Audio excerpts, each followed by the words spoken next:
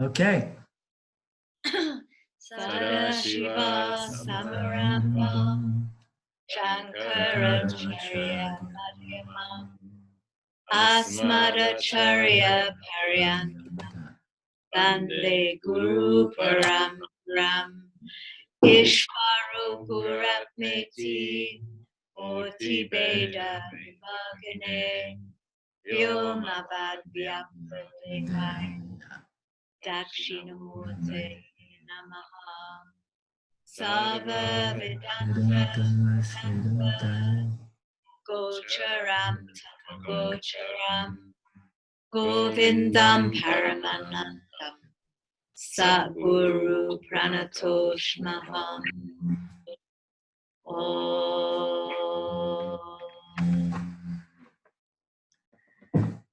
Om Shanti Shanti Shanti Om. Down a little bit. Yeah, there's like a big clock. Huh?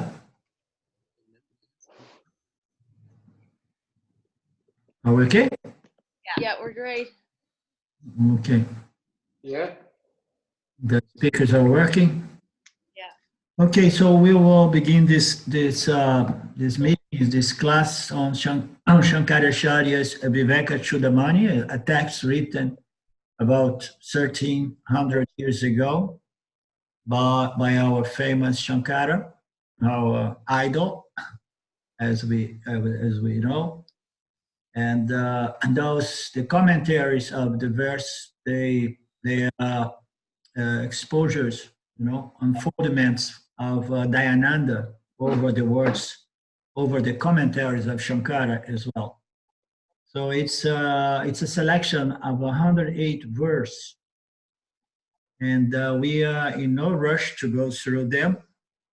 We want to just play with them, and feel free to interact and to bring up any questions, and just raise your hands like that, and then I can see you, and then we can just play Q&As so that I don't need to talk alone here, so we can have some play. The verse number 1 goes with a reverence, a note of reverence to the Sampradaya, a note of reverence to Vedanta and to all the teachers, going all the way back down to the self, or to Ishvara. So the verse number 1 says, I honor the teacher, the limitless self. There is I think there is a strong noise come from maybe you, Mark. Really? Okay. I'm not sure, but it could be. So it's easy. You guys keep the mic closed, off, and then when you have a question, you just bring it up, bring it on. So I honor the teacher, the limitless self, whose nature is joy, who cannot be objectified by the sense and the mind, and who is known through the teachings of all the Upanishads.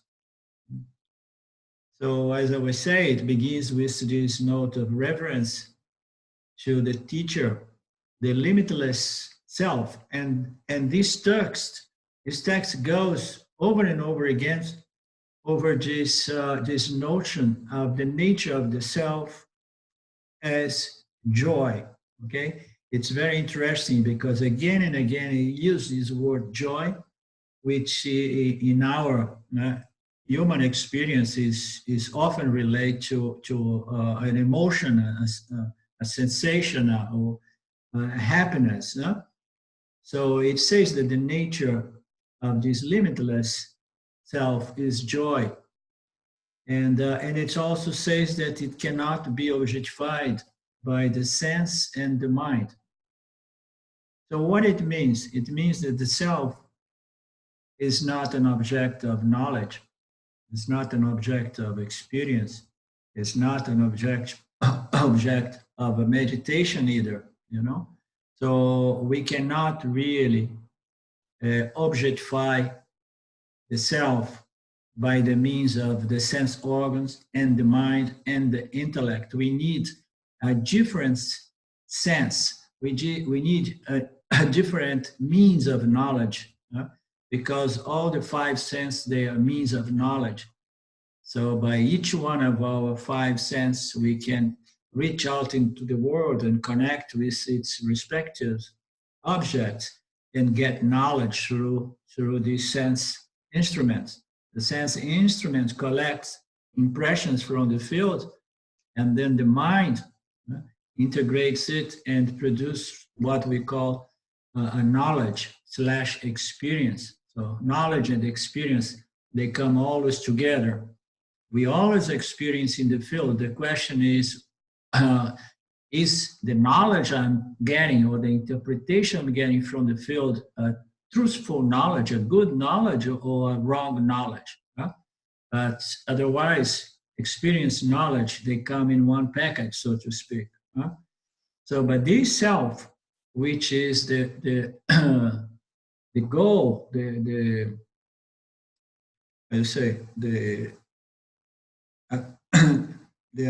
goal, the attainment, the search of each and every one of us, spiritual seekers.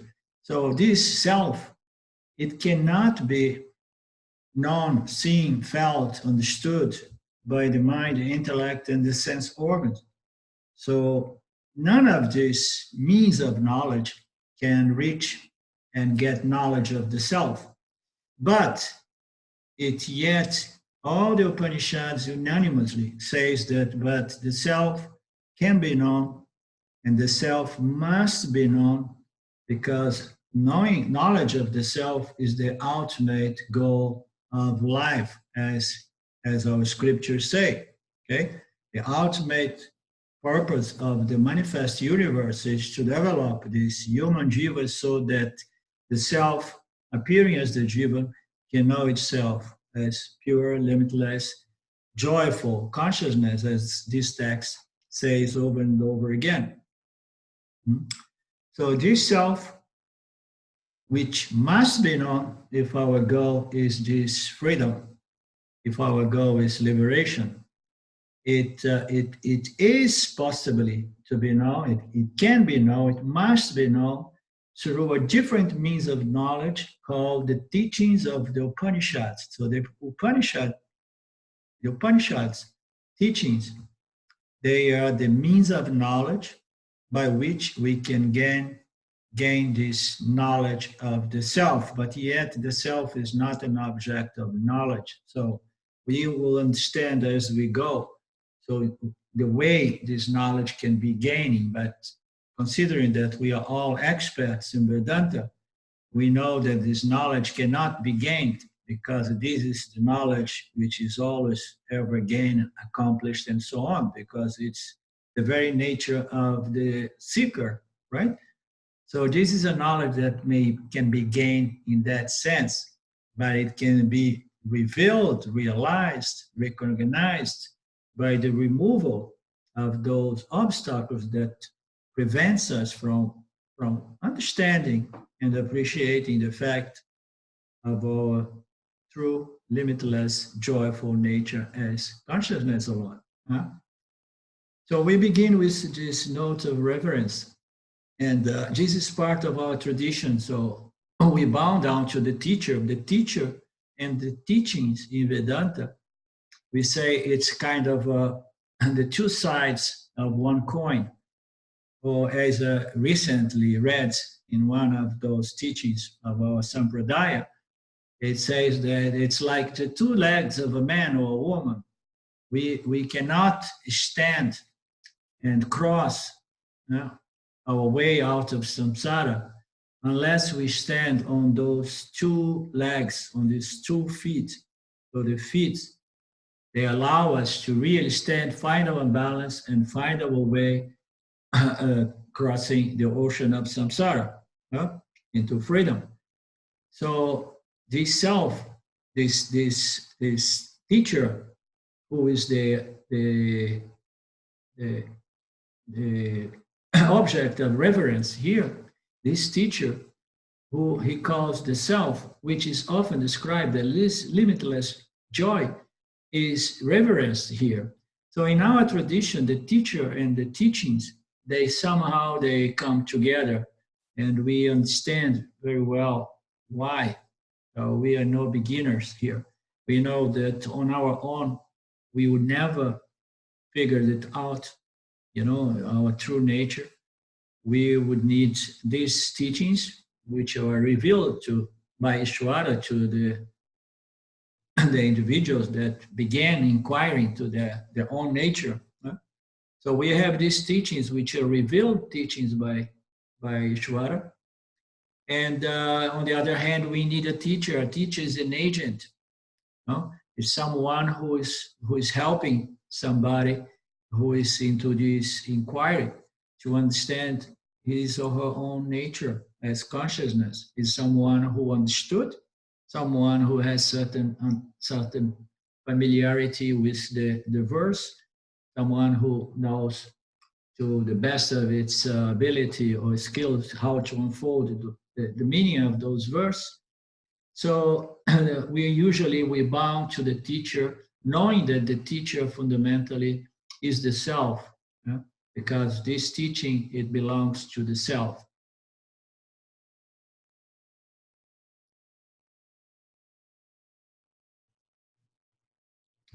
So we also told that the self cannot be known in the usual way we know things, but only through the words of the Upanishads. There is much here that requires elucidation.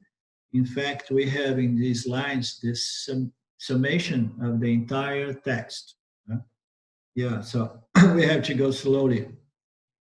That is the fact that the words of the Upanishads are revealing the nature of the self, and we go to the extent to know that the self can be known only by the words, by the understanding of the words of the Upanishads.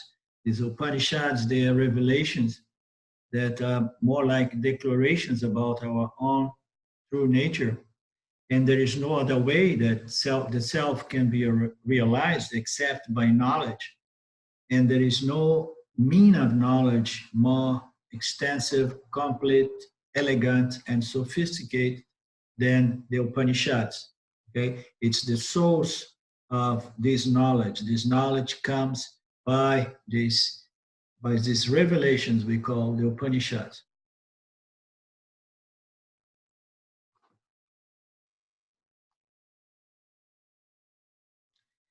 The self cannot be defined as it is limitless. So this is another interesting point. So how can we define something that has no limitations? There's no limitations mean it's not limited by its attributes. It's not limited by any qualities, any properties, no any shape, any form, any color. So there is nothing that can define the self objectively. Okay, it's limitless in the sense that nothing is there to limit that which is our fundamental nature, because our nature is that which is pervading, is the substratum of everything that can be described by its name, shapes, colors, forms, properties, and attributes. So all of that happens within the scope of our limitless nature as consciousness alone.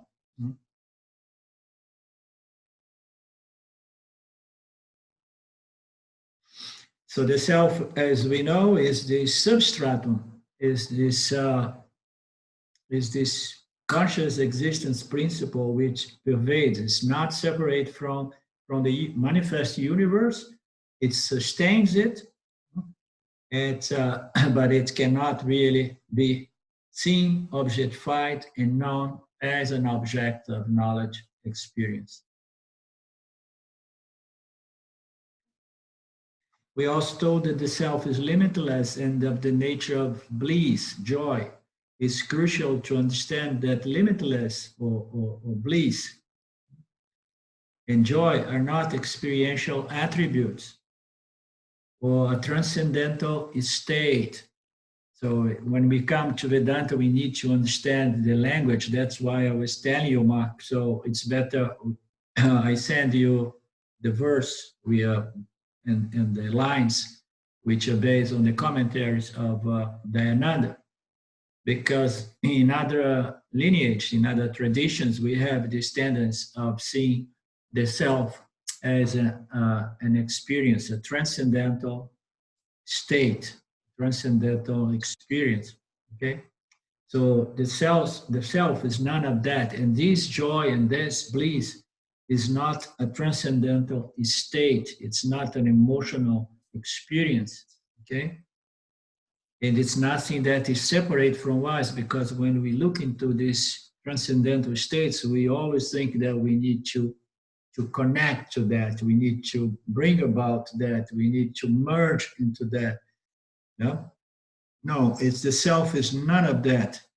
It's our very essential, fundamental, free, independent nature. It's the nature of the knower, the nature of the experiencer, the nature of the thinker. You know? It's our very nature that we somehow we are trying to identify and claim as our true identity, because we have understood, we have heard over and over again that once this knowledge is established, well established in our minds, one experience this sense of joy.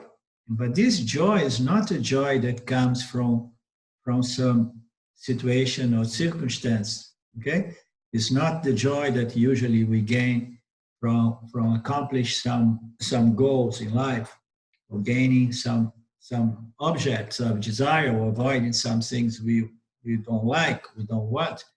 But this joy is of a different nature. This joy is a sense of limitlessness derived by the certainty regarding what I am in reality. So I am in reality. The mind, no, I am in reality. Consciousness and the mind is just a means, is just a vehicle. It's just a medium by which I experience in the world. I cannot experience the world without this body-mind construct. So, but this body-mind construct is just a medium.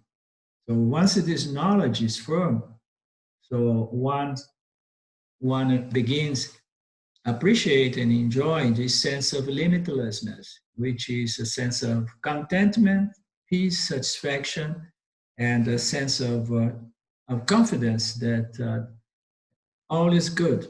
Okay, pleasure and pain, all is good. It's all part of the game of being this apparent reality as a jiva, but fundamentally, I am free of all of that. All of this appears within me, but I'm not in none of those experience or objects of experience.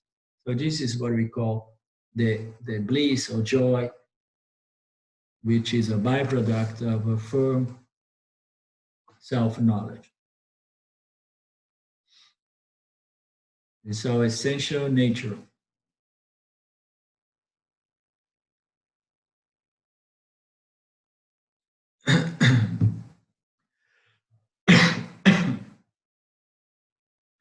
So there is a note here about creation. In Vedanta, God, creator, is not separate from the creation, as in the usual understanding of Western religion. Nor is creation self-generated.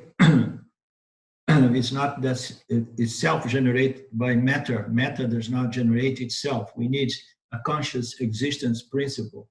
And science tends to believe that matter, by its very, very process of adaptation, evolution, it creates itself. So no, our scriptures, they state very clearly that God is the source of this universe, and God as the creator, it's not separate from the creation. And this God is nothing but consciousness, existence, okay? So consciousness, by the power of mind, brings about this projection, this superimposition, this mirage.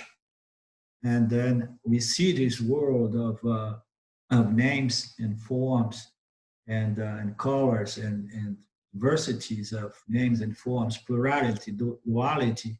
We see all of that, and we take it as reality. No, but it's an effect of something, and the cause is what we call Maya Ishvara, or more fundamentally, the causeless cause is consciousness, because everything is but consciousness appearing as jivas and all the other inert objects.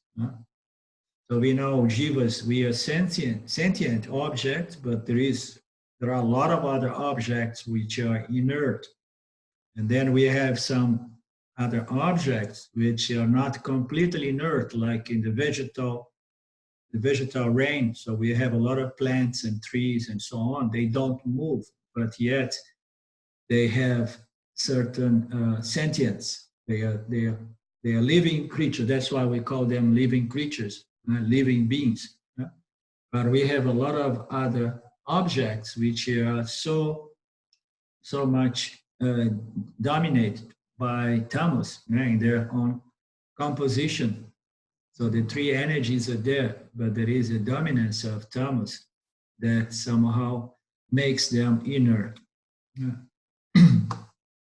So the fundamental nature of everything in the universe are the three qualities, the three gunas, and all of that, the three gunas is synonymous of Maya. And Maya is just a power inherent to consciousness that whenever it operates, it brings about from consciousness, from Maya, from Ishvara, all the way this manifest universe of duality. So the thing is just to complete this one. The thing is that in Vedanta, the creator, which is not the best expression to the universe we enjoy here, this is not really a creation in the sense that it's not created. It's a manifestation, It's a projection. The better word is it is a manifestation rather than creation. When we talk about creation, we tend to think in terms there is a creator, there is a creation, and there is a process of creation, and then where we get the raw material to create it. So it's the better word. Word is it's just a projection. It's just a manifestation in which the whole universe of duality is projected into existence in this apparent existence, and it's Ishvara or Maya. It pervades everything and sustains everything with its pure knowledge intelligence and all the laws that allows Ishvara to manipulate the energies and the elements and recycle everything over again. Energy is recycled into matter, matter goes back into energy, and so on. Yes, Mark. You said just now the five elements are actually the three gunas in their fundamental forms. Did I hear that correctly? So the five elements actually are the three gunas. Yeah. Okay. Yes. I just wanted to confirm that. Yeah. The three gunas, I was thinking that the other day. They bring about the elements. Okay. They bring about the elements. Every element contains three gunas. Yeah. Everything contains the three gunas. Even Ishvara, that we say it's pure sattva, Ishvara also has some tamas and rajas. You understand? Even this pure knowledge, intelligence that we call Ishvara or pure sattva, because there is no such a thing as one of those three energies apart from the others. It's already a blend. It's already a mix of the three energies, three qualities. But it's a question of predominance. Yeah. Okay. Yeah. Okay. Yeah, thanks. No, I just wanted to confirm that. The other day I was walking and it suddenly occurred to me that everything actually was the three gunas. You could even do away with the five elements. We need the five elements for the teaching purposes. But in reality, they're just manifestations of the three gunas. Yes, that's it's. We say that it's the building blocks of creation, of the manifestation. Is the three gunas of the most fundamental raw material that brings about Maya. Maya is the three gunas, and then out of this Prakriti, Maya, we call Maya is Prakriti, out of this basic three energies, that already blend, create what we call the macrocosmic mirror or reflector that reflects, the entire universe. So these three energies, they are already there, and then everything that comes out of Maya are going to be composed by these three energies. The same way that if you have a gold that has some inclusions of some other metals, copper or silver or anything, So you have that, and then you have this block of this gold's alloy. So, and then every ornament that you do from there is going to have the same composition, right? So likewise, everything in the universe has to have the three gunas and the five elements, which are the primary elements. Okay? Yeah. Okay, thanks.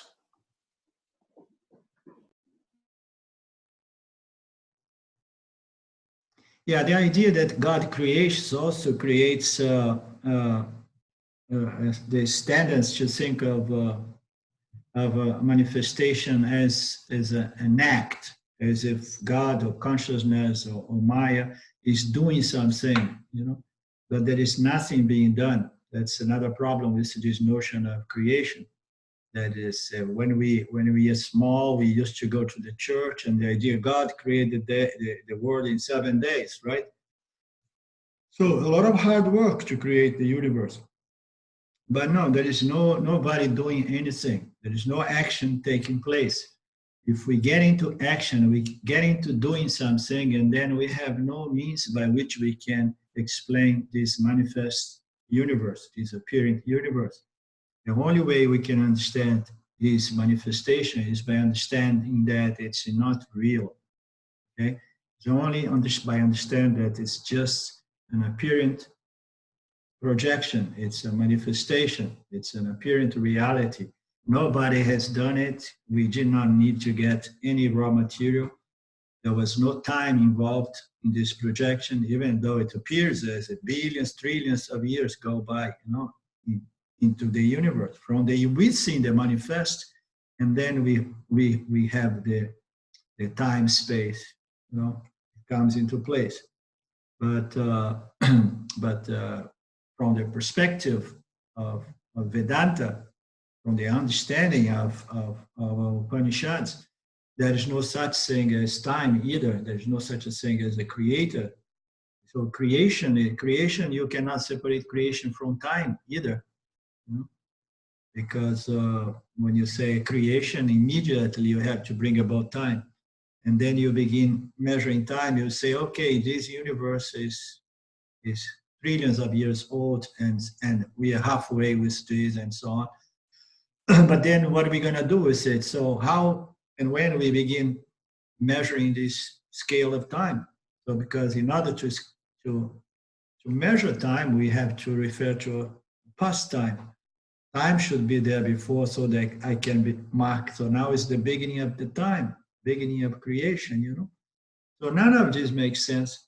The only way to understand this universe in which we appeared is by understanding that it's not really real. The only reality is the conscious existence principle by which we know what we know, and we know what we don't know.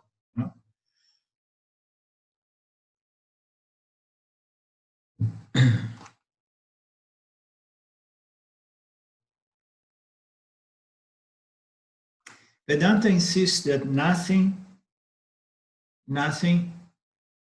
comes from nothing. The word manifestation is much more appropriate. The self is both the material and efficient, intelligent cause of all that happens. So we have in our model we have the self as the efficient, intelligent cause, and the material cause, and also the energetic cause, because you need energy somehow. Maya, Mr. Maya needs the energy to project this universe, this apparent universe.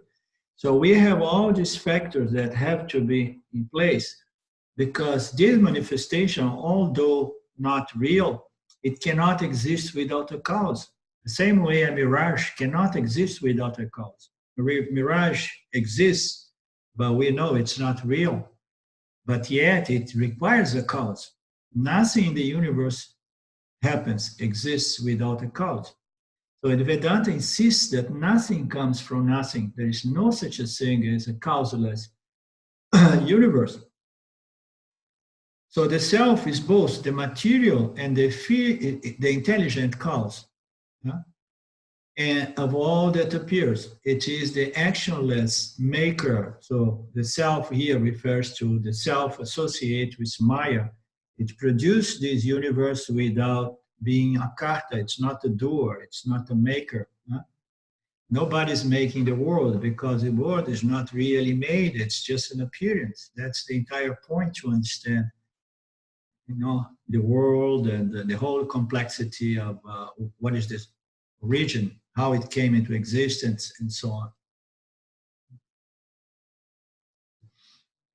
Astute readers may have read, note that it makes little sense to speak of cause and effect when there is no actual distinction between the two terms, since reality is non-dual and the self is all there is.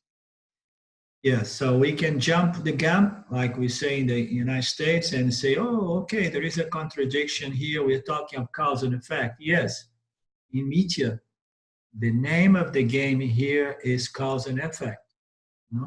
It's constantly. Everything is causing some effect. Cause and effect is all the time the dynamics, it's the basic principle operating here.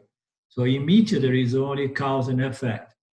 But from the standpoint, from the perspective of Satya, so there is no such a thing as cause and effect. But if we cut to the chase right from the beginning, and then we miss the opportunity to go through the teachings and clear some of the doubts we have, which connect to Mithya, connect to all the beliefs and notions that I have taken from the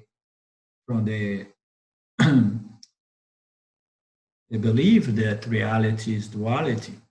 If I believe that this world is real and there is a duality operating here all the time, which is the duality between the knower and the objects, known, and then I need an entire body of teaching so that I clear all those misconceptions.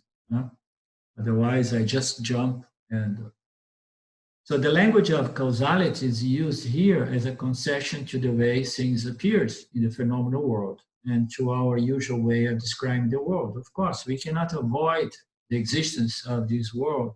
Everybody who just does what we say, this spiritual bypass of just say like, no, nothing exists.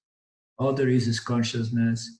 You don't need to get into Mithya. You don't need to get into cause and effect. You don't need to try to understand Ishvara, understand the Jiva, understand the world.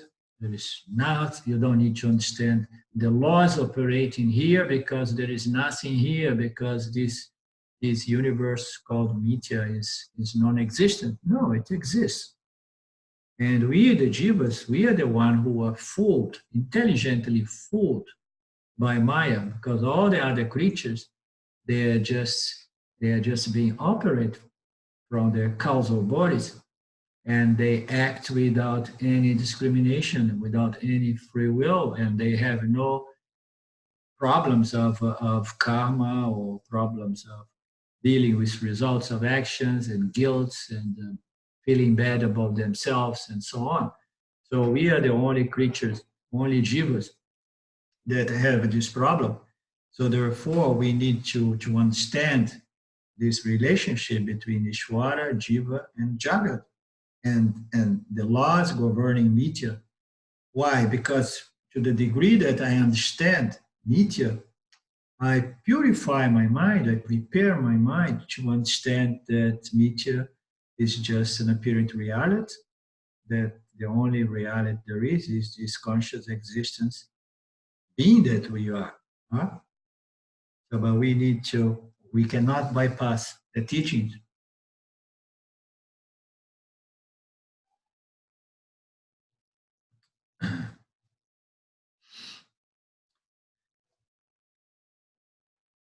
So we need to get into that to look into the way we describe that world. It's not a doctrinal statement on the creation, such as religious suggests, but a dualistic point of departure for further discussion, which will eventually lead to understand of the non-dual nature of reality. We will understand later on that there is not really cause and effect here, that the world and the universe is just an apparent projection, an apparent manifestation in the scope of the only reality, which is consciousness and consciousness alone. Hi, Claudio, are you there?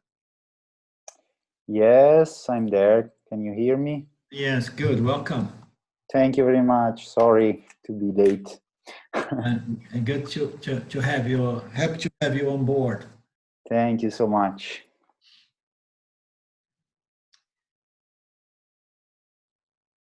Okay, so this discussion begins with the as yet unsupported assertion that limitlessness and joy are of the nature of all that exists, which includes you and me. Yeah?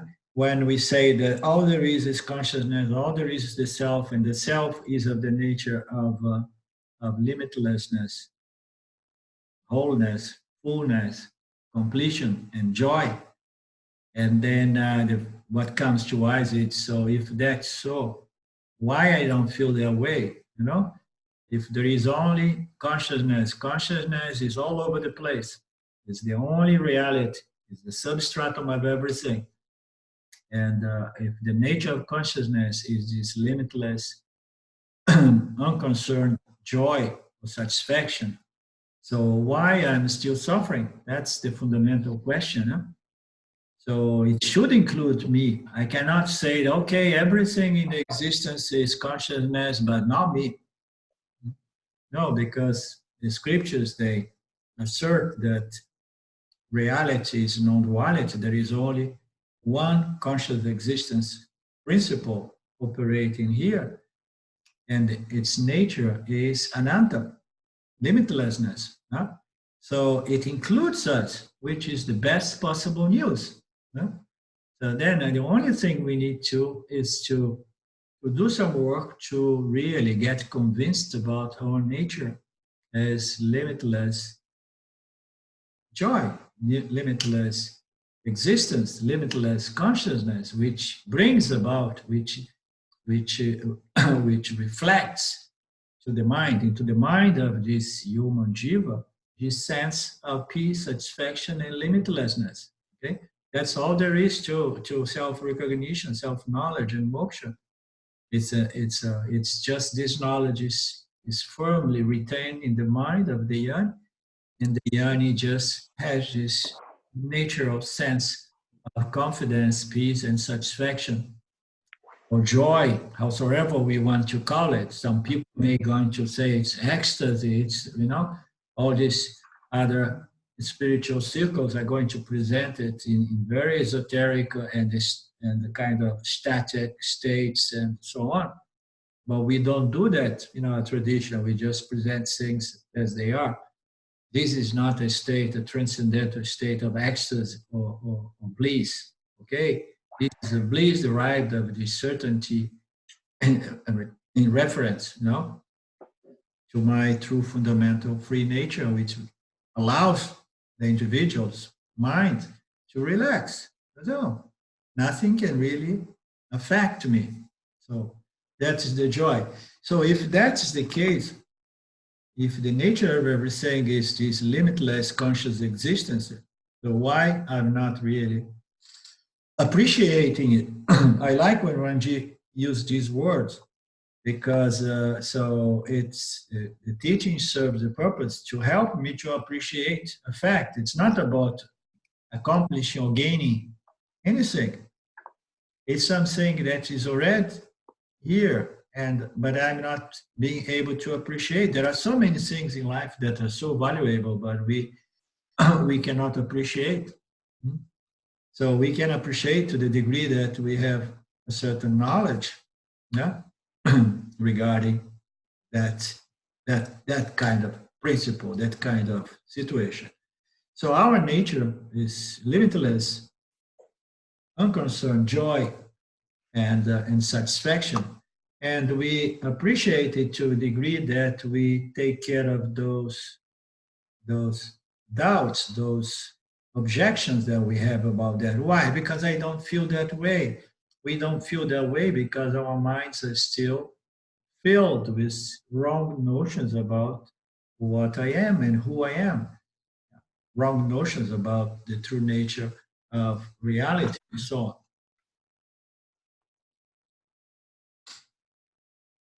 So Vedanta is nothing other than the answer to these questions, why I'm not yet experiencing it, you know? And and it's going to be presented step by step as the reading unfolds the words of the Upanishad. In this context, limitlessness is a negation. So limitlessness, which is the nature of the self, this is a very interesting analysis because the nature of the self is being presented as a negation. How are we going to present the self? So when we try to present the self, we present it in three ways. We present it, say, oh, it's consciousness, it's pure consciousness, it's made of consciousness, its essential nature is consciousness. Okay? And then we come up and say, okay, so let's try to be a little bit more, more, I would say, more convincing, but it's not the word I'm trying to use it. More try to explain it better, try to convince someone better. So it's not only the consciousness, but it's also the existence, the isness of everything. There is nothing that is which is not the self. So it is consciousness. It's of the nature of consciousness. It's the nature of existence, of isness. And it is of the nature of limitlessness. So this limitlessness here is lack of limitation. Before we present as consciousness and as existence. And we can relate to that because we know that we are conscious beings and we know that we exist. But now when we introduce the idea of Ananta, the true the basic translation from Sanskrit is limitlessness, which is lack of limitation. Okay? Why? Because everything that we know in this universe is defined by its limitation. Can we conceive anything in our minds that is limitless? No, we cannot conceive, because usually we conceive what we know. How about space, Islander? Space? That's more or less limitless. Yeah, it's more or less limitless, but it's not completely limitless because space is the first and the most fundamental element that somehow accommodates the universe. The universe requires its first element, which is space, and then within space, all the other elements gradually or immediately, they evolve out of space. So it depends on what? It's limited by what, the space, the element space. So it's not independent because it depends on Maya. Right? So it's Maya. It's not independent, but it's not independent, but it is more or less limitless as far as the human mind goes. Yeah, it's limitless in reference to the other elements. It's limitless in reference to the universe because it's the material substratum of the universe. The space is a material principle. It's energy. Right? It comes out of mind. It comes out of the three energies. Okay, so the space is energy. So it appears to be limitless, and that's why space is one of the best symbols of the self. We use space and light Light and space are the best analogies to describe the self. Okay, light reveals things, and the space accommodates things. The self accommodates everything by the means of space and all the other energies or properties of Maya. And the light is another good one, fire, because it's going to reveal. It's a wonderful symbol of the self, because the self is the fundamental principle by which what we know is known. Anything and everything is only known by consciousness. Consciousness is the most fundamental light. That's why we call consciousness the light. Light is that in which present things are revealed and known. So we have these two analogies, space and light, but any and all analogies have their limitation. And the space, in that case, it's a beautiful analogy, but it exists, but it's not conscious, as we know. The limitation of space is that it lacks existence. It lacks consciousness. It has existence. It has a sense of limitlessness in reference to media. Okay, but even in media, it's missing the conscious principle, the sentience in space, because space is not a sentient being.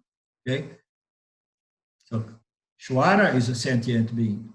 Okay, but space is not.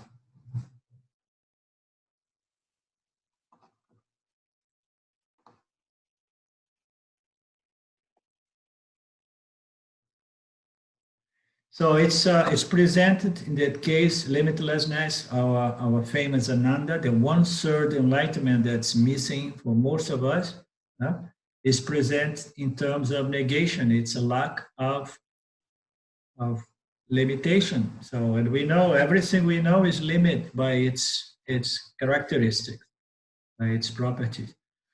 But the self is not an object. And it's as we say, it's attributeless. It's free of attributes.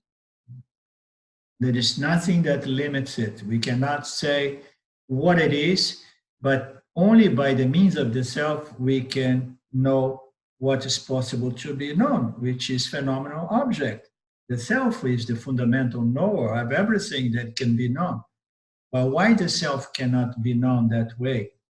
Because it does not have any limitation. There is no attributes, there is no properties or qualities or characteristics, or there's nothing to it. Why? Because the self is not an object. Only objects can be known. The most simple way to understand what's an object is to understand that object is everything that can be objectified. An object can be very subtle, such as space, that it almost appears that it's not there, but we know conceptually that space exists by inference. Without space, all the other objects cannot come into existence, and without space, the other object cannot find room to present themselves into existence. So by inference, we know that space exists, but space is so subtle that we can almost say that it's not limited, no? But it's not the case. So the self is, space is an object. It's an object that can be conceptualized and known. But consciousness, so, is not an object of conceptualization either. Cannot be conceptualized. Why? It's the power behind the intellect that is conceptual. Can you help me there? Conceptualize. Conceptualized, okay. So the self is the power by which the intellect, the intellect gets this power by which it can conceptualize things.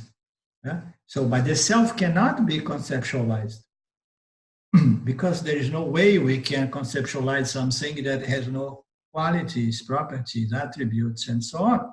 And the reason why is because the self is not an object, but is the knower is the subject, is the real absolute subject. Yeah?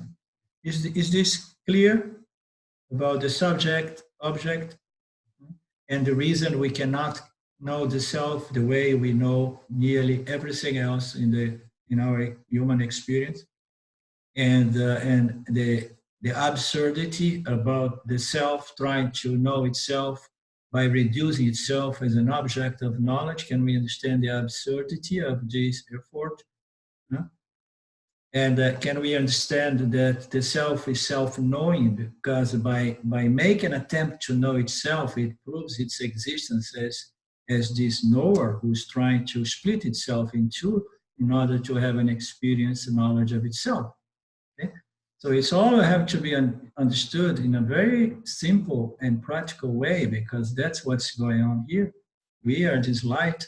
This light is revealing and knowing everything, but it cannot really see itself. The same way the eyes are seeing everything, but can never see itself. And then, Mark, you're having many questions today. You come and say, no. The eyes can be seen. I mean, I have seen my eyes because I have seen myself in the mirror. And then we say, yes, absolute. Good call. So Vedanta is a mirror. Vedanta is a mirror constructed by words and concepts, knowledge. Yeah? It's revealed knowledge. And this mirror has the power to reflect to the individual, to the mind, to the intellectual individual, the absurdity of, oh my God, of course. I cannot look for myself because I am the self looking. Yeah? I'm looking, I'm present. By inference, I know that I'm always ever present.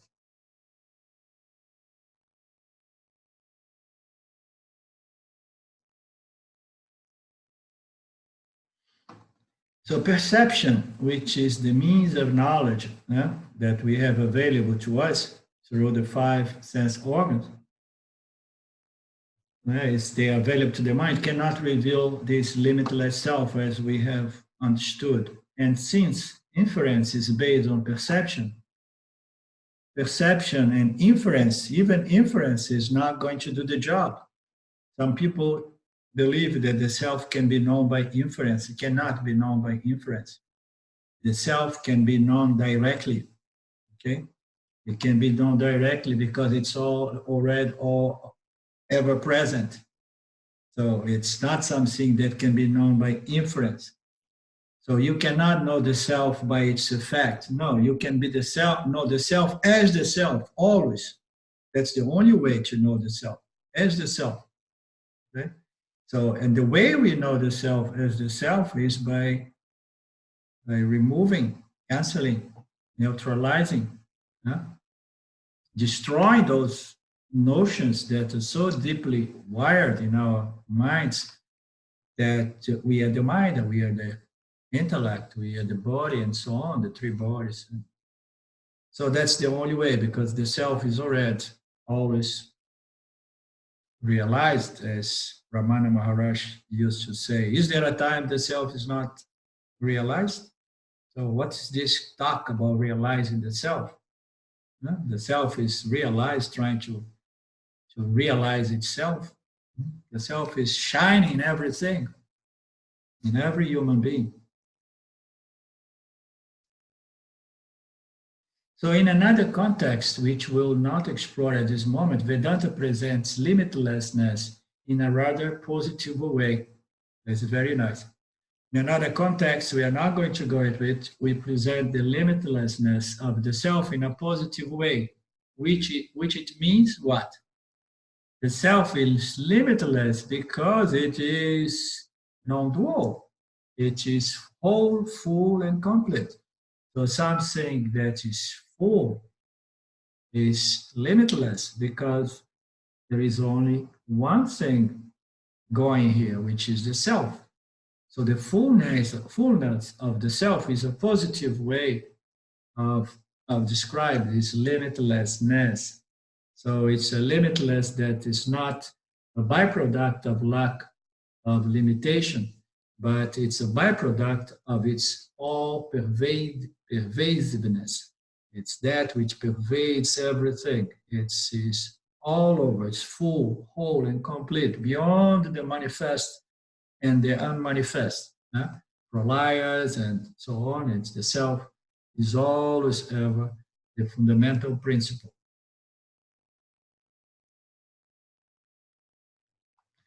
But the scriptures, especially this one, says that limitlessness is also equal or of the nature of bliss, joy. Yeah? So we do have some experience of joy. And the reason that we are here is because we have experienced joy, we have experienced peace, we have experienced satisfaction. Yeah? We always have our moments here and there of happiness, of joy, of satisfaction, of peace, and so on. Therefore, we know that this peace, this joy do exist. So we are just smart jivas. We heard somewhere that there is a way of getting this satisfaction, this joy, this peace, permanently. Not like once in a while, every time circumstances are favorable to me. No, I mean, I have been there. I have been chasing, and I got the taste. I got this taste of this satisfaction, of this joy. And now I hear some spiritual circles saying that you can get it. You can get it by yoga. And then I go into the world of doing all kinds of actions to get into a state, an experience that gives me a sense of joy, happiness, satisfaction. But guess what?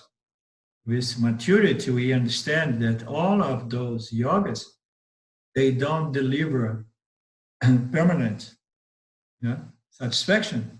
They deliver fleeting moments of satisfaction, because once I suspend my effort to do my yoga, to stay connect to that state, that kind of condition, mental condition. The moment that I suspend my effort, and then I'm out of yoga, and then I lose my peace and satisfaction.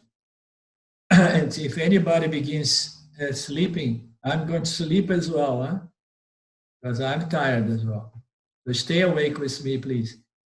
So then we get smarter, we get some more merits, and then we come into some certain circle that says, hey, there is a way to get this satisfaction, this joy permanently, and the way is by the means of knowledge. Knowledge, I say, knowledge, that's very strange, because I'm not really after knowledge, I'm after an experience. And I want to get that experience that is really, really, wonderful, transcendental, and then I want that to come and stay forever. So, but since we became all Vedantins, we already passed that kind of stage, and we understood that only by knowledge we can get this permanent nature of bliss, this condition of natural bliss and satisfaction and joy described by the scriptures is by the knowledge, the knowledge about my true fundamental nature. So we all had some experience of joy. We want joy, and we want it to come to stay. We want to feel happy, blissful, satisfied, and confident all the time if possible. So, but we understand that we cannot get there by yoga except by the Jnana Yoga as presented. Most of the time it requires a Jnana Yoga as presented by Vedanta. Some people, they are highly qualified, they may get there by small bits and pieces of Jnana Yoga, fragments of the Vedanta teachings, sometimes do the job. We never really know how really hard and fast and firm the self-knowledge of people are, because only the person can judge that, okay? But it's said that some people may get into this self-knowledge and experience this sense of freedom and limitlessness, even without the full and whole and complete body of knowledge of the Vedanta. So we don't know, but it's possible because people, once they are highly qualified, they may just need to hear the words, you are that, and that's enough for the person. You are pure limitless consciousness. And of course, okay? But this person may have heard it so many times, may have done so much spiritual sadhanas in the past, in previous births. So we never know why Ramana got this knowledge at the age of 17 without the teacher and the teachings. He did not have anything, and he got it. So he got it because he had already that planted in his mind. He brought it with him, his birth. So we want this knowledge, and we want this knowledge to be firm. And we cannot, happiness by nature, for it comes and goes. The time bound depend on shift circumstance. Yeah, all the other times, the other experience of limitlessness and satisfaction and joy is bound by time, as we know. And it comes a time that we are no longer satisfied with those fleeting moments. We want the real thing. We want really to be free from this nagging sense of limitation that is so common in the human experience.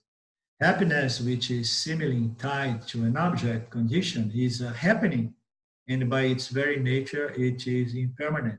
So the nature of every object of experience is impermanence. Any and all objects of experience, they are limited, and they can only give a limited kind of experience to us. Okay? So there's nothing we can do. Every one of our actions is limited. Every result of our action is going to be limited. Therefore, every and all states of mind are going to be limited by all means, including time, especially time. Okay? It's the very nature of every object of experience. And it's important to emphasize this because it is a lot of people in Vedanta still they did not get it yet. They have an investment in both worlds.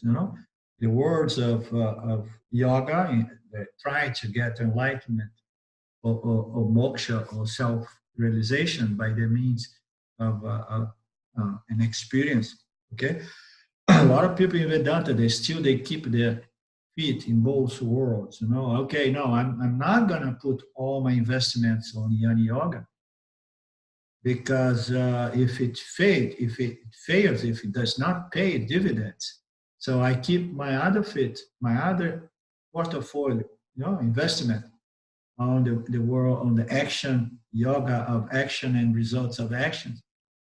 Because here, at least I know I get some dividends here and there, small dividends, but I get some. So it takes some time, takes some maturity to come to the kind of a sense of dispassion towards sense objects, happiness or joy derived from sense objects of experience. Okay, it takes some maturity, but we get to a point that we say, no, I have done that so many thousands of times. So now I want to really invest everything I have into knowledge. It takes time.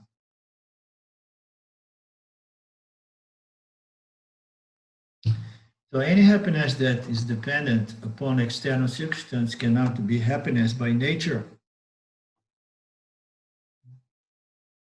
It might be described as worldly samsaric happiness, yet this world happiness offers us some understanding of the nature of the causeless happiness. This is a nice point as well, because we get to Vedanta, we arrive at Vedanta after chasing objects, samsaric objects in the world and getting to this happiness, unhappiness, happiness, unhappiness. So the world of objects of experience, objects of happiness, it's a school that offers us the possibility to understand, that there is a fundamental causeless principle, you know, behind every object of experience that provides me this happiness. And this fundamental principle, the real cause or nature of this happiness is not in the objects, as we know, it's not in the experience, but it is in the nature of my mind in that case, you know. Most of the time we get these states or these mental conditions of happiness, we miss to understand that is the state of my mind is producing this sense of happiness. Experiential happiness is nothing by a mind resolved by self-knowledge that experience this peace and joy, which is an experiential thing, you know. I mean, it's more technically described as consciousness or the self reflect in a sattvic mind resolved by self-knowledge. So the mind is in peace, and then there is this natural joy, which is a reflection. So, but as far as our experience as jivas, jivas with knowledge, jivas without self-knowledge, doesn't matter. We are happy to the extent that our mind somehow develops more reflectivity, more sattva. And the mind of the yoni is a mind that naturally retains this dominance of sattva. Why? Because the yoni understood that the objects are not really the source of this joy and happiness. The joy and happiness lies into the very nature of the mind, of consciousness. Okay? So therefore, I just let go of this chasing to gain and then running to gain, running to avoid, which creates all this mental disturbance. And I just relax and I start to enjoy the joy and the happiness and the peace and satisfaction which comes from my very nature. Once my mind is there reflecting naturally this ananta, this sense of limitlessness, this sense of confidence, and so on.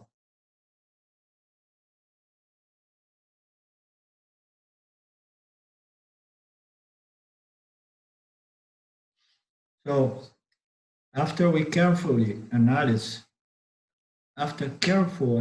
we will understand that the joy we experience when we obtain desired object occurs when the desire stops. So why we desire? Because we feel limited. We feel like something is lacking, something is missing here. I have a huge list of desires, and I'm not going to be satisfied unless I fulfill them. I'm not going to be happy. It's a declaration that I do to myself. I'm not going to be happy unless I get what I want and I avoid what I do not want. So therefore, I have to chase object. But we don't understand that the happiness I feel is a byproduct of a mind which is free of this mental disturbance caused by running to gain, running to avoid constantly, driven by these desires and aversions. So when we really analyze, we see that the experience of joy when we obtain desired objects occurs when the desire stops. Okay, so it does not mean that we never desire anything. We desire. When you are hungry, we want to, oh, I want to have a nice lunch today. I have this desire. But those desires are not going to disturb the mind. Okay? So what I mean is those desires that are absolutely useless, absolutely disproportional, absolutely gratuitous desires, like Ranji likes to put as well, you know? Desires that I don't really need, but somehow I superimpose certain values and I make my happiness depend on gaining, accomplish certain things. And then I suffer because it's not easy to accomplish desires in this world. It's not easy. Most of the time we failed, if we are really honest, you know. So it's a setup, and all we need to do is to drop the desire. But how can we drop the desires? if we're still caught up with them, because we still give them a lot of value. And the value we have analyzed it hundreds of times as Vedantins, the value is a superimposition, because all objects of experience are value neutral. So I give them values from my vasanas, as we know, my likes and dislikes. So this desire, this joy is what resides in ourselves once our mind is resolved, within this understanding, the mind is resolved, then we can just drink from this inner nectar. It's an inner joy that's not coming from outside. It's inner nectar. We just enjoy it naturally. Once we cease to run after objects, either to gain them or avoid them. So it's not in the object. If it's not in the object, this is the nature of my mind. There is consciousness, and the consciousness shines in the mind. Once the mind is resolved by knowledge, the consciousness is going to shine in the mind. This mind is going to experience what? Joy, satisfaction, peace, resolution. Okay? That's all there is to it.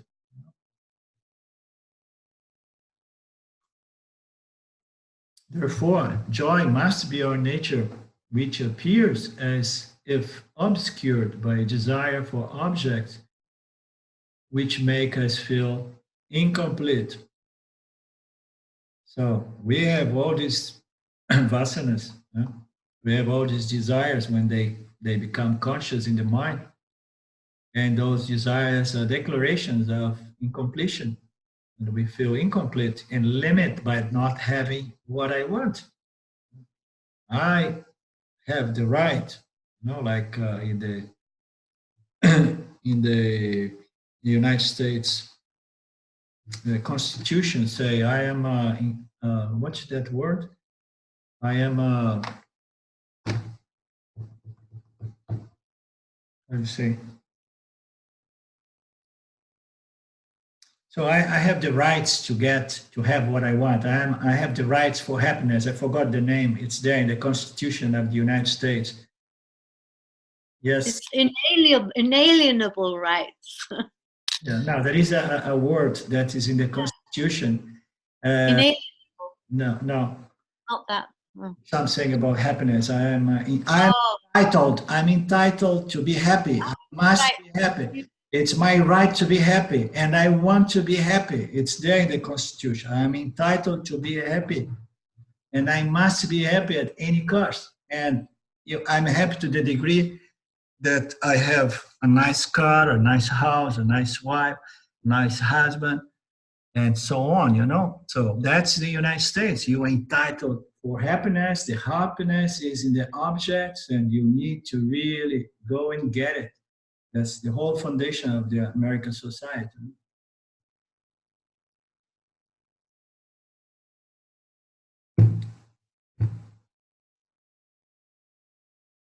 Yeah, it's a declaration of it's a setup. I remember one time I bought, I remember a very nice small incident. I was running my restaurant there in Washington State, and next door to our restaurant, there was a shop of used goods, like antiques or something like that. I went there and there was a picture, which was a painting in wood that was written like that.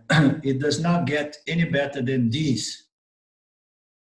It does not get any better than this. What is the implied meaning? It's like, hey, you don't need anything because this is all what it takes to be happy.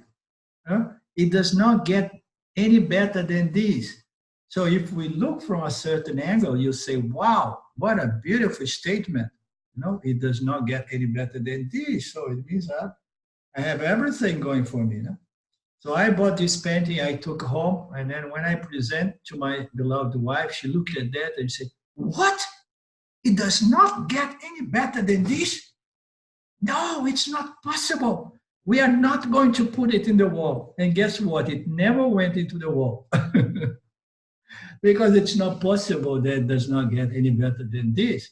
But that's how we live our lives, you know. We always believe that tomorrow is going to be better.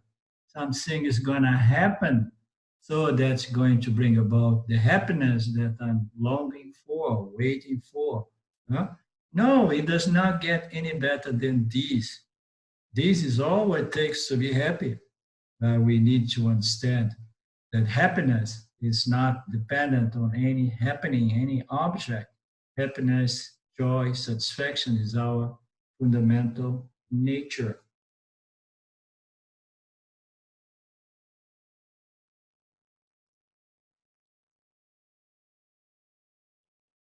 Contentment, love, peace, and satisfaction. If we are by nature limitlessness and ever-present joy, then we must already experience this nature. It must be constant, ever-abiding, which means it's not properly speaking an experience at all, but rather the unchanged background of all experience. That's very nice. So if we are already by nature this limitless peace and joy, you know, it means that I am already experiencing it. And that brings back again that word that Ramji likes very much to use. I'm already experiencing this joy, this satisfaction, but I'm not appreciating it. You know, I'm not recognizing it. I'm getting distracted by small little things that can give me some moments of, you know, satisfaction, you know, some objects of experience. But if my nature is limitless, and once we start really following the logic as presented by Vedanta, we have to come to a point. If we have the qualifications, we come to the understanding and say, yes, I have to agree. So it is my nature. It never came from any objective experience. It is my nature, and then I have to say, so if it is my nature, you know what nature is? It's that without which a thing is not a thing. The nature of fire is heat, is light. We cannot say I want fire, but I want a cold fire because it's summertime. I'm going to make a fire in the kitchen to cook food. I want it cold because it's summer. No, you cannot have fire without heat because heat is the nature of fire. So nature of something is that which is a thing is no longer a thing. Okay, so if our nature is joy, limitless joy, peace, and satisfaction, if our nature is that, it means that that is with me all through and through because it's my nature, right? The same way the heat and the light is there with the fire because it's the nature of the fire. We cannot have the fire which is dark, which is cold. The same way we cannot have my existence without my limitlessness and without my joy, my satisfaction, my peace. So, but I'm not trained, I did not get the knowledge, the training that allows me to really appreciate this fact. We already experience our nature because our nature is that which is with us at all times. It has to be constant, ever abiding, which means it's not properly speaking an experience, but rather, if it's all the time with me, it's not an experience. It's not something that I can objectively experience, my nature, because it's my nature.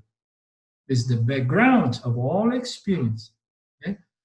But I overlook it, I miss it, you know, for the reasons that we know, we believe that this joy and happiness, it's something that comes as a byproduct of gaining some object. It has to be constant, it's ever abiding. It's not properly speaking an experience when we say that I'm experienced. No, it's my nature. It's all the time there, okay? And then it's my nature to shine. It's my nature to illumine the objects around me, and the joy is my inner joy, the joy of my own conscious existence, which, by the way, is limitless. It is rather the unchanging background of all experience. Every experience requires this background.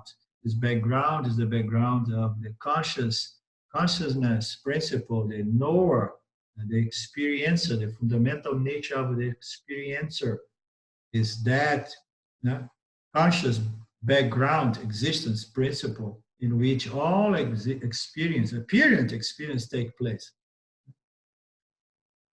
We are the unchanging background pervading the universe.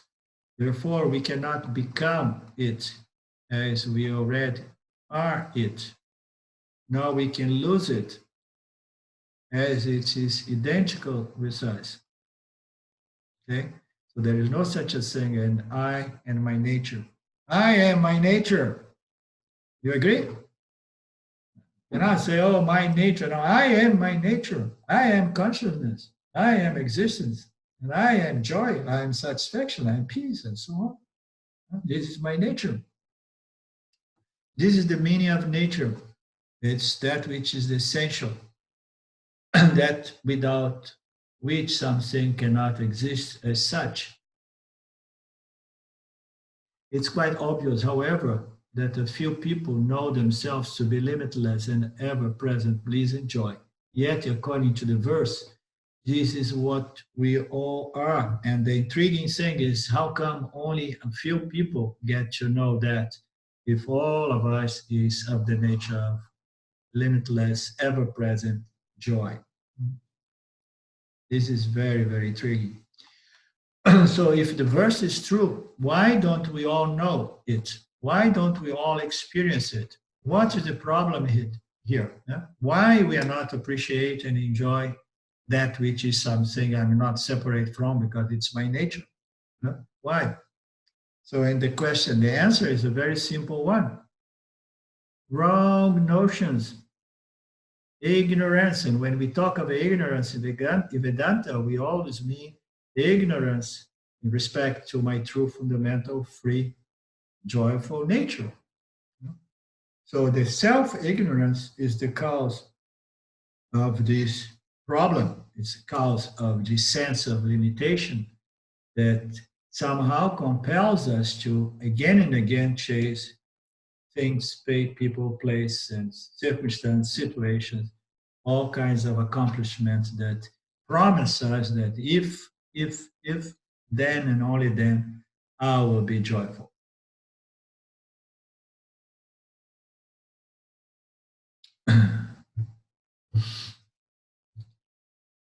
We mistake our true nature for our changing body-mind complex and its shifting experiences. Our true nature is mistaken, is confused, okay, with the self. We take our experience and we experience the body, we experience the mind. So those are objects. We can objectify them. They happen to us on a moment-to-moment basis. And we know that we have no control over the field of objects because they keep shifting, they keep changing. So we are the background. We mistake our true nature to be the self, to be the mind, and we are in trouble.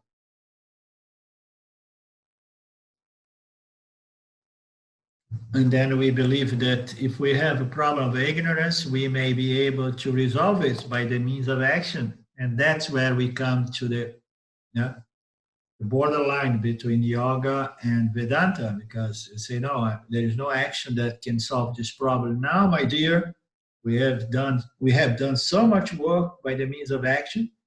We have prepared the mind, we have refined the mind, we have qualified the mind. Yoga serves a wonderful purpose of preparing the mind. All sorts of action-based yogas. But now we come to the point that we have to say, no, I understand. No action can produce that which is already my nature. It's just a question of understanding.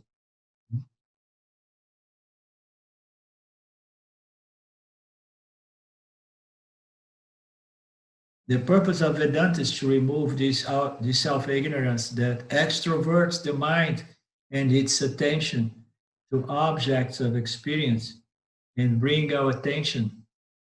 Vedanta is going to help us to turn our attention back to the subject rather than being hooked to the field of object. It's going to bring our attention to the subject, okay, the knower.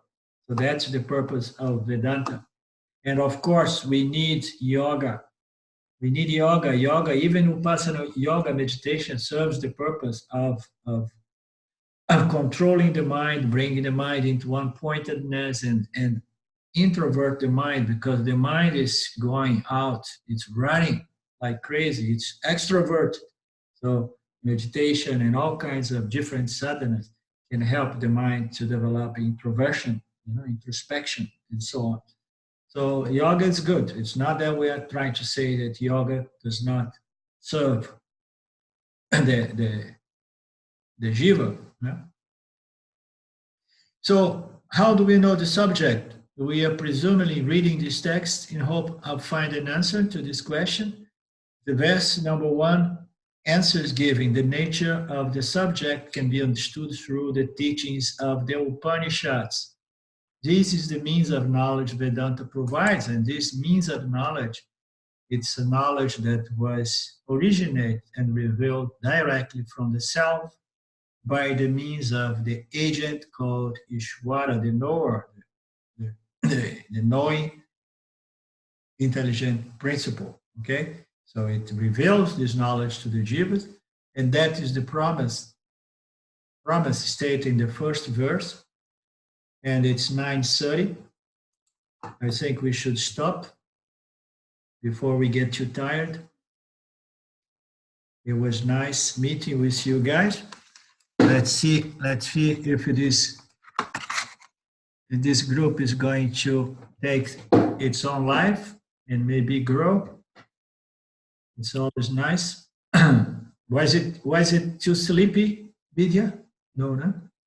I think, I don't know, we just get up early and we have really busy days here. So we always tend to get sleepy at night, but I don't know what to do. Yeah. Yeah, every time is a bit different. Yeah. So that's the only time we have. So it's okay. I'm fine. Thank you very much. Thank you, Alinda. Okay. Thank you very much. Om Purnamada Purnamidam Purnameva Vashishate Purnasya Purnamadaya Purnameva Vashishate. Om Shanti Shanti Shanti. Thank you, Lord. Thank you, everybody. I'm going to you know what? Oh yeah, no, I'm recording. I'm going to put the video on the YouTube and then post it in the Facebook if anybody wants to review it. Okay? Thank you. Thank you. Thank you. Much love. Thank you, Arlinda. See you next time then. Okay. Thank Bye. you. Bye-bye. God bless. Thank you. Thanks, Arlinda. Thank you.